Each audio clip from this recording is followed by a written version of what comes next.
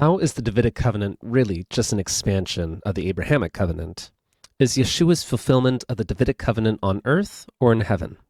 Are there still royal descendants of David running around today? All this and more. Welcome to the Brain Wire.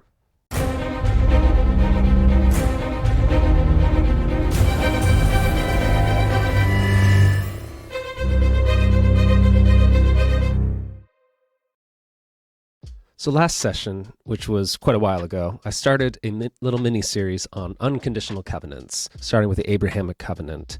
And throughout these unconditional covenants, what we're finding is this thread of this offspring, this promised son, which is the Messiah.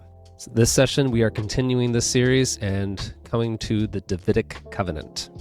The Davidic Covenant can be found in two passages, which are parallel, 2 Samuel 7, 5-16, and 1 Chronicles 17, 7-14. And it says this, "Go and tell my servant David, thus says YHWH, would you build me a house to dwell in? I have not lived in a house since the day I brought up the people of Israel from Egypt to this day, but I have been moving about in a tent for my dwelling. In all places where I have moved with all the people of Israel, did I speak a word with any of the judges of Israel whom I commanded to shepherd my people Israel, saying, why have you not built me a house of cedar?"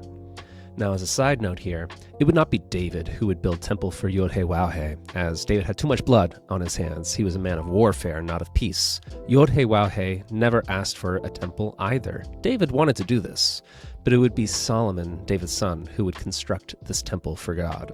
"Now therefore, thus you shall say to my servant David, thus says YHWH Sabaoth, I took you from the pasture, from following the sheep, that you should be prince over my people Israel. And I have been with you wherever you went, and have cut off all your enemies from before you. And I will make for you a great name, like the name of the great ones of the earth. And I will appoint a place for my people Israel, and will plant them, so that they may dwell in their own place, and be disturbed no more. And violent men shall afflict them no more, as formerly, from the time that I appointed judges over my people Israel. And I will give you rest from all your enemies. Moreover, YHWH declares to you that YHWH will make you a house. When your days are fulfilled, and you lie down with your fathers, I will raise up your offspring after you, who shall come from your body, and I will establish his kingdom. He shall build a house for my name, and I will establish the throne of his kingdom forever. I will be to him a father, and he shall be to me a son. When he commits iniquity, I will discipline him with the rod of men, with the stripes of the sons of men, but my steadfast love will not depart from him, as I took it from Saul, whom I put away from before you. And your house and your kingdom shall be made sure forever before me. Your throne shall be established forever." Now here's the beauty and the irony of this passage. Instead of David building a house for God, it would be God who would build a house for David. The Davidic Covenant further establishes the people of Israel as the covenantal people of God. Abraham was refined to Jacob, Jacob was refined to David, and we'll find David was refined to Yeshua. And although this is not called a covenant here in this passage, there are other passages that name it as a covenant, and more specifically an unconditional covenant. 2 Samuel 23:5. "For does not my house stand so with God? For he has made with me an everlasting covenant, ordered in all things and secure. For will he not cause to prosper all my help and my desire?" 1 Kings 9:4-5 and parallels 2 Chronicles 7:17-18. "And as for you, Solomon, if you will walk before me as David your father walked, doing according to all that I have commanded you, and keeping my statutes and my rules, then I will establish your royal throne as I covenanted with David your father, saying, you shall not lack a man to rule Israel." The Davidic Covenant would still produce the promised son, though Solomon and others of David's lineage would fail. There were always other candidates, for they shall not lack a man to rule.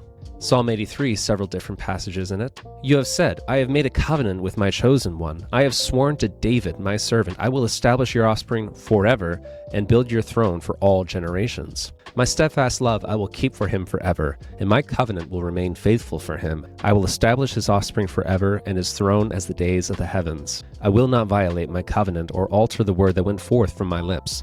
Once for all, I have sworn by my holiness, I will not lie to David. His offspring shall endure forever, his throne as the sun before me. Like the moon, it shall be established forever, a faithful witness in the skies." 2 Kings 8:19 and parallel 2 Chronicles 21:7.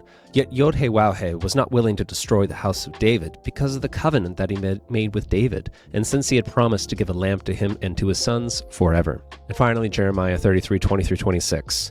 "Thus says YHWH, if you can break my covenant with the day and my covenant with the night, so that day and night will not come at their appointed time, Then also my covenant with David, my servant, may be broken, so that he shall not have a son to reign on his throne, and my covenant with Levitical priests, my ministers. As the hosts of heaven cannot be numbered, and the sea cannot be measured, so I will multiply the offspring of David my servant, and the Levitical priests who minister to me. The word of YHWH came to Jeremiah. Have you not observed that these people are saying YHWH has rejected the two clans that he chose? Thus they have despised my people so that they are no longer a nation in their sight.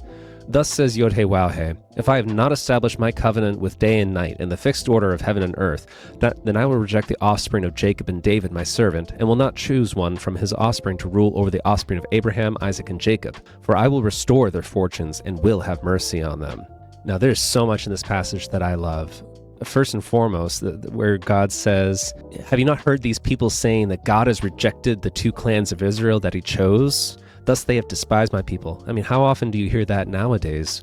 There's this theology out there called replacement theology that believes God has rejected Israel. This is this passage coming to life even within the Christian world, which is very unfortunate in saying that Israel shouldn't even be a nation. YHWH will not reject the Israelites so long as the sun and the moon exist, according to this passage. And by saying that Abraham, Isaac, and Jacob, it can no longer refer just to the spiritual offspring of Abraham taking an allegorical approach, but the physical descendants of Isaac and Jacob, which is ethnic Israel. Clearly, YHWH made an unconditional covenant with David based off of these passages.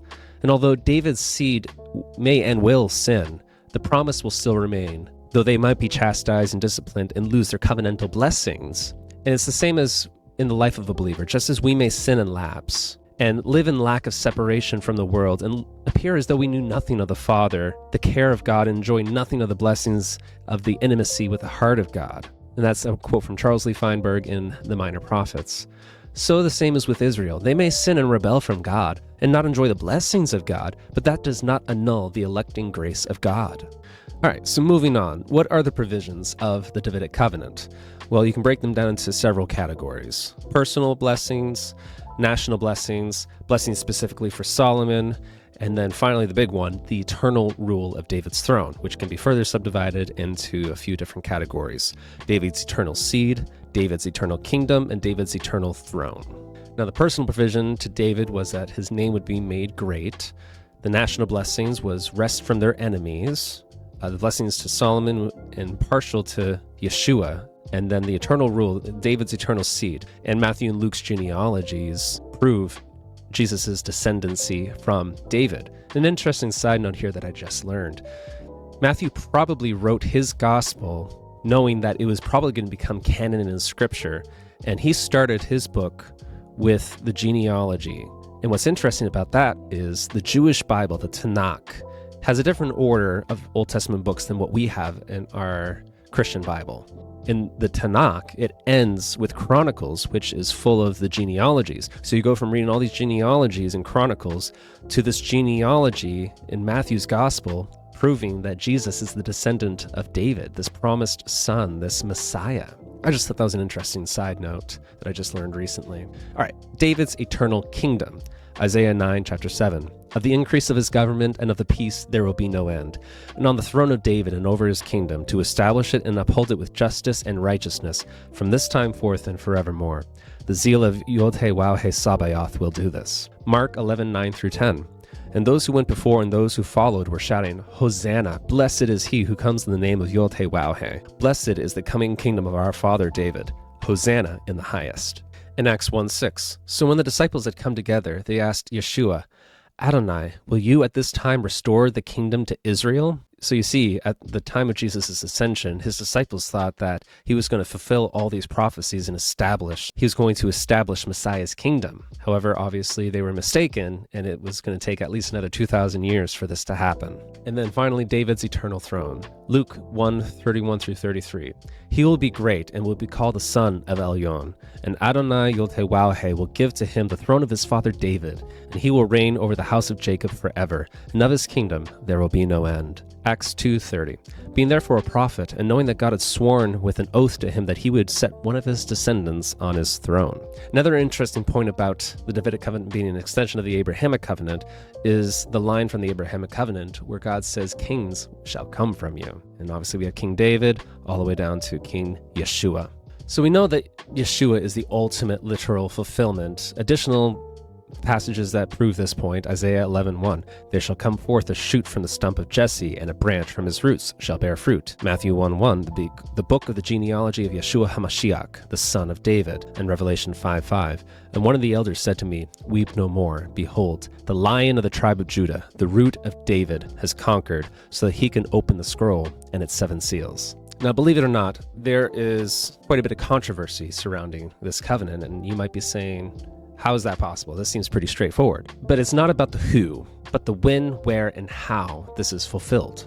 Some say Yeshua is fulfilling this covenant right now before his second coming and only in heaven. It won't be an earthly reign. Others say that it will see its true full fulfillment in the future after the second coming in a literal physical sense on this current earth. And these others do say that Yeshua is currently reigning, just on a different throne. Others say it will be a literal fulfillment, but only after the new universe is created. The controversy really boils down to the issue and the difference between the throne of heaven and the throne of David. So the throne of heaven is God the Father's throne in heaven. And the throne of David, well, that's David's throne. David's throne has hosted literal physical descendants of David, but this throne has never had any sovereignty over heaven. It was only an earthly reign over Israel. Only one of David's descendants has sat down at God's right hand in heaven, obviously Jesus. Psalm 110 verse 1, which is quoted also in Hebrews 8:1, 12:2, and 1 Peter 3:22, YHWH says to my Adonai, my Lord said to my Lord, sit at my right hand until I make your enemies your footstool. David's throne only existed after David was established as king. God's throne has been established in eternity past and will continue into eternity future. Psalm 93:2, your throne is established from of old. You are from everlasting. And then Lamentations 5:19, but you, O YHWH, reign forever. Your throne endures to all generations.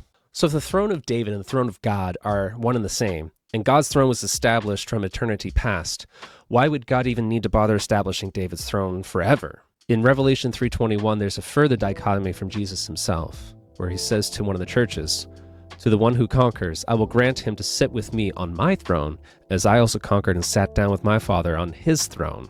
Luke 1:32-33, he will be great and will be called the Son of Elyon, and Adonai YHWH will give to him the throne of his father David, and he will reign over the house of Jacob forever, and of his kingdom there will be no end. God the Father also recognizes a distinction in Jesus' throne from his own throne. Psalm 45:6-7, also quoted in Hebrews 1:8. Your throne, O God, is forever and ever. The scepter of your kingdom is a scepter of uprightness.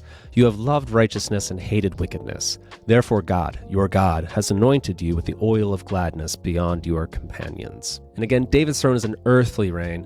God's throne is a heavenly reign. Isaiah 66:1 and Acts 7:49. Thus says YHWH, heaven is my throne, and the earth is my footstool. What is the house that you would build for me, and what is the place of my rest? Psalm 103:19.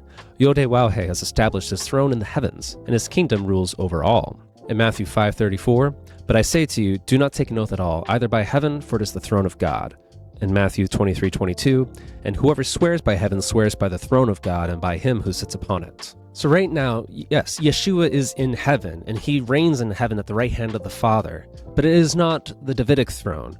Right now, Yeshua is fulfilling his priestly role as the intercessor. Acts 7:55-56. But Stephen, full of the Ruach HaKodesh, gazed into heaven and saw the glory of God, and Yeshua standing at the right hand of God. And he said, behold, I see the heavens opened, and the Son of Man standing at the right hand of God. Romans 8:34.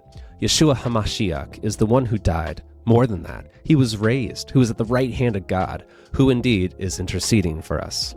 Colossians 3:1. If then you have been raised with Mashiach, seek the things that are above, where Mashiach is, seated at the right hand of God. Hebrews 8:1-2. Now the point in what we are saying is this: we have such a high priest, one who is seated at the right hand of the throne of the majesty in heaven, a minister in the holy places, in the true tabernacle that YHWH set up, not man. In Hebrews 12:2. Looking to Yeshua, the founder and perfecter of our faith, who for the joy that was set before him endured the cross, despising the shame, and is seated at the right hand of the throne of God. 1 Peter 3:22, who is gone into heaven and is at the right hand of God, with angels, authorities, and powers having been subjected to him. And let me offer this little interesting parallel between David's reign and Yeshua's future reign. Just as David was anointed to be king and had to wait to begin his rule until much later, he was anointed when he was a kid by Samuel in secret, served in Saul's courts until he had to go on the run for 10-ish years, and then reigned as king. So too, Yeshua has been anointed to reign already, but must wait some time to ascend to his throne. History rhymes. These are all typologies, and the Bible is proliferated with typologies. The actual inauguration of Yeshua as king will not happen until his second coming. Daniel 7:13 through 14. I saw in the night visions, and behold, with the clouds of heaven there came one like a son of man. And he came to the Ancient of Days, and was presented before him. And to him was given dominion and glory and a kingdom, that all peoples, nations, and languages should serve him. His dominion is an everlasting kingdom, which shall not pass away, and his kingdom one that shall not be destroyed. Revelation 11:15 through 18. The kingdom of this world has become the kingdom of our Adonai and of his Christ, and he shall reign forever and ever. And the 24 elders who sit on their thrones before God fell on their faces and worshipped God, saying, We give thanks to you, Adonai El Elyon, who is and who was, for you have taken your great power and begun to reign. The nations raged, but your wrath came, and the time for the dead to be judged, and for rewarding your servants, the prophets and saints, and those who fear your name, both small and great, and for destroying the destroyers of the earth. So, what will the future fulfillment of this Davidic covenant look like? What are the events that are going to be happening around this ascension to the throne? Well, Daniel chapter 7 describes some of these events, including the fourth beast and the little horn of Daniel 7 causing tribulation to God's saints and also having been judged. Yeshua has not yet physically, literally come to the earth on the clouds, which I do believe is a literal event, as Jesus says that people will see him, Matthew 24:29 through 30. Immediately after the tribulation of those days, the sun will be darkened, and the moon will not give its light, and the stars will fall from heaven, and the powers of the heavens will be shaken. Then will appear in the heaven the sign of the Son of Man, and then all the tribes of the earth will mourn, and they will see the Son of Man coming on the clouds of heaven with power and great glory. Yeshua says himself that he will fulfill this riding on the clouds after the events of Matthew 24. And then again in Matthew 26:64, Yeshua said to them, You have said so, but I tell you, from now on, you will see the Son of Man seated at the right hand of power and coming on the clouds of heaven. Within the parable of the final judgment of the sheep and goats, found in Matthew 25:31 through 46, Jesus says this himself, When the Son of Man comes in his glory, and all the angels with him, then he will sit on his glorious throne.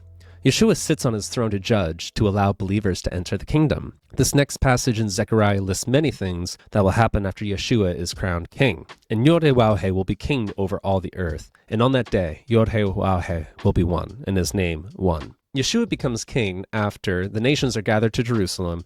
Jerusalem is sacked. Half the Jewish people are exiled. God will invisibly fight against these nations attacking Jerusalem. The Mount of Olives is split by God by standing on the Mount of Olives, which I believe is more metaphorical than a literal sense, which we'll get to in a future session. The remaining Jewish people will flee to the mountains, and then Yeshua returns with his holy ones, and the earth begins to be renewed.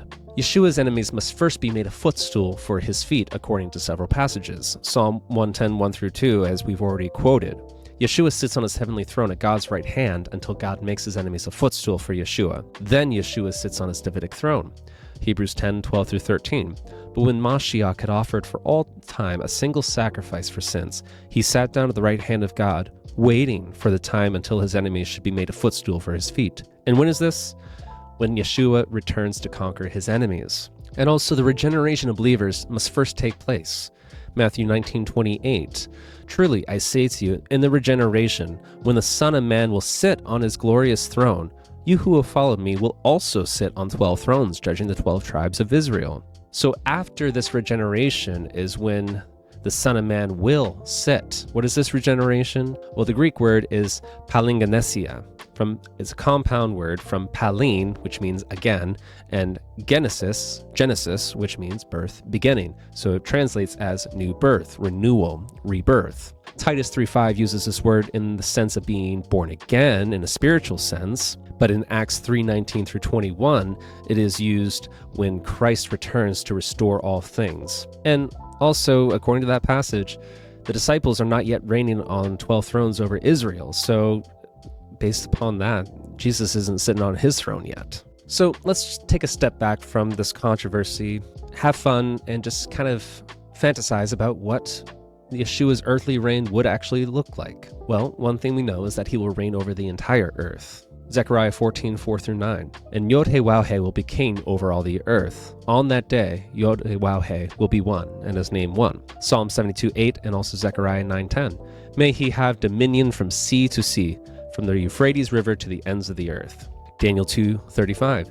But the stone that struck the image became a great mountain and filled the whole earth. Daniel 7:27.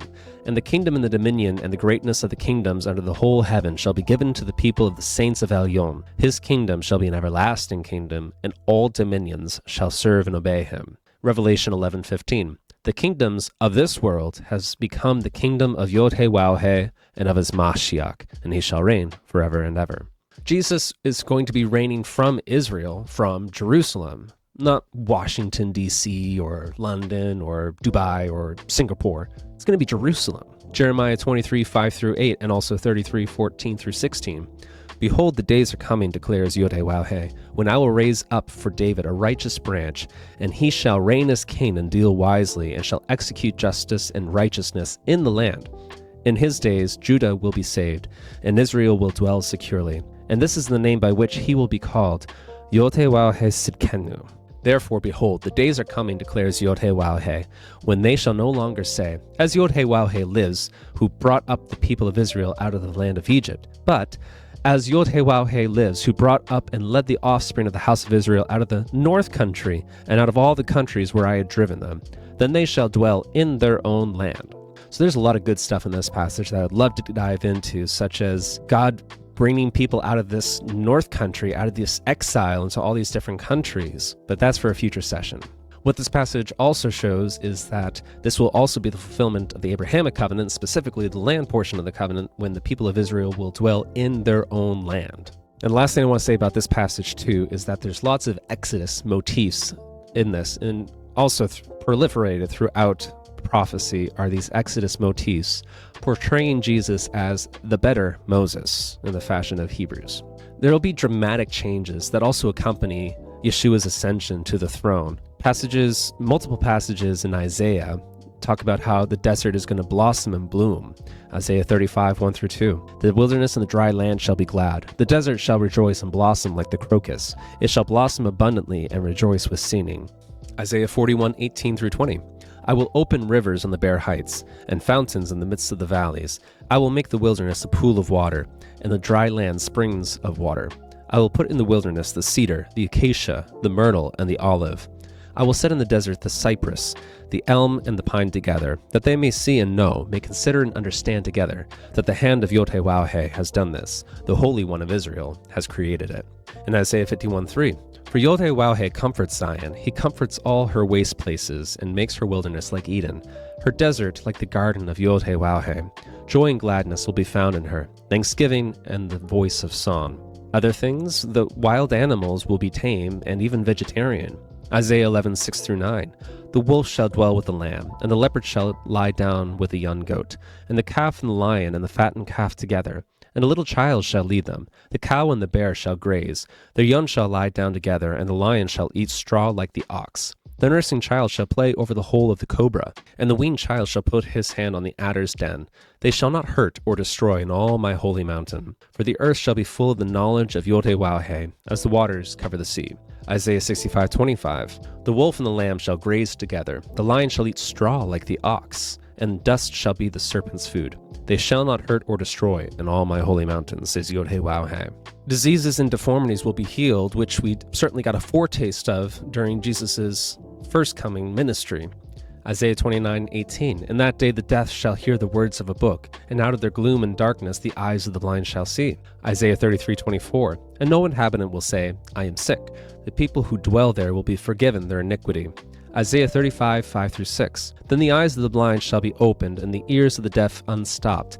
Then shall the lame man leap like a deer, and the tongue of the mute sing for joy. Longevity of life is going to be even restored. Isaiah 65:20 through 22. No more shall there be in it an infant who lives but a few days, or an old man who does not fill out his days.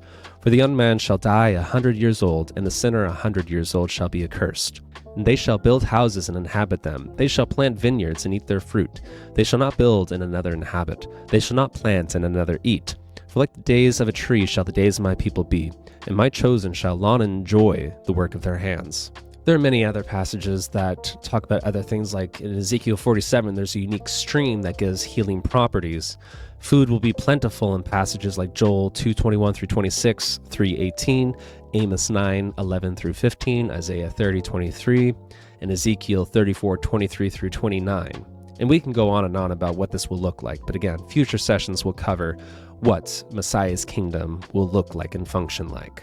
So one of my final points I want to bring about with the Davidic Covenant is contrasting what Messiah's kingdom will look like versus what the eternal state will look like. In Messiah's kingdom, he will have dominion from sea to sea. Psalm 72:8 and Zechariah 9:10, may he have dominion from sea to sea and from the Euphrates River to the ends of the earth, as opposed to Revelation 21:1. Then I saw a new heaven and a new earth, for the first heaven and the first earth had passed away, and the sea was no more.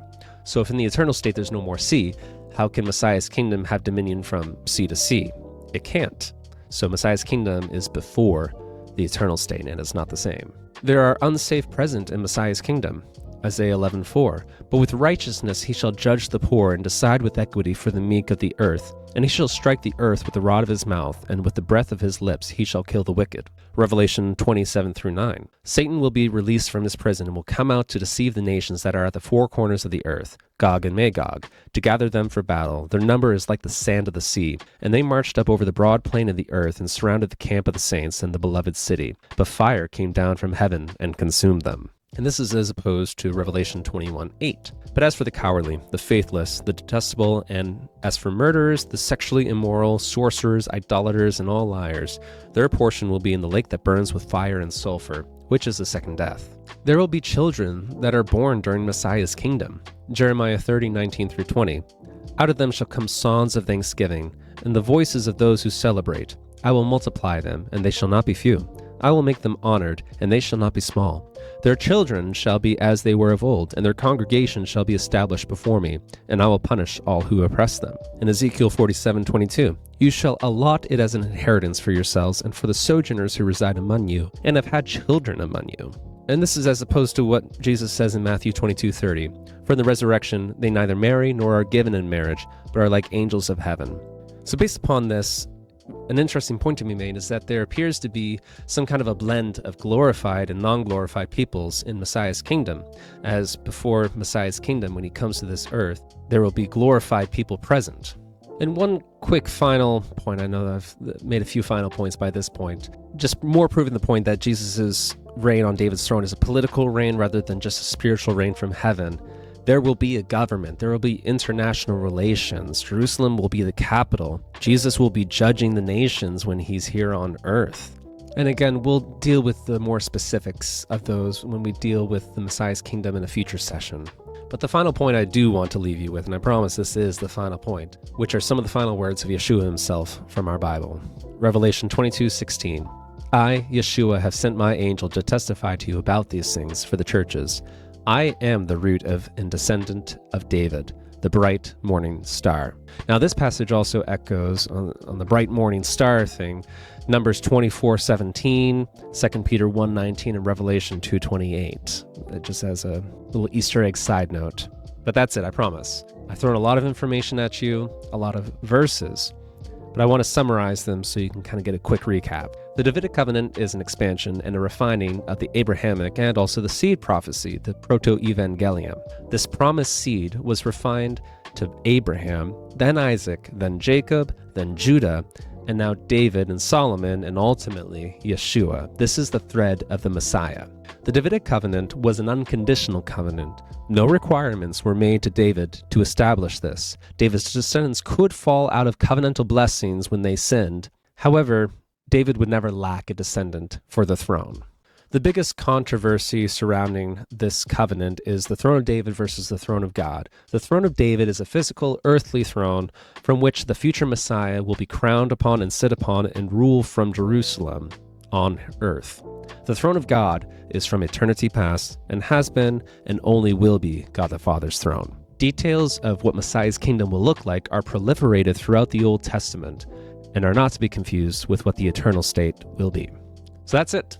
I encourage you to join me as we continue along this path of learning how to interpret eschatology and learning more about what God's plan for the future is. Next session, I will conclude this mini-series on the framework of interpreting eschatology with a final unconditional covenant, the new covenant.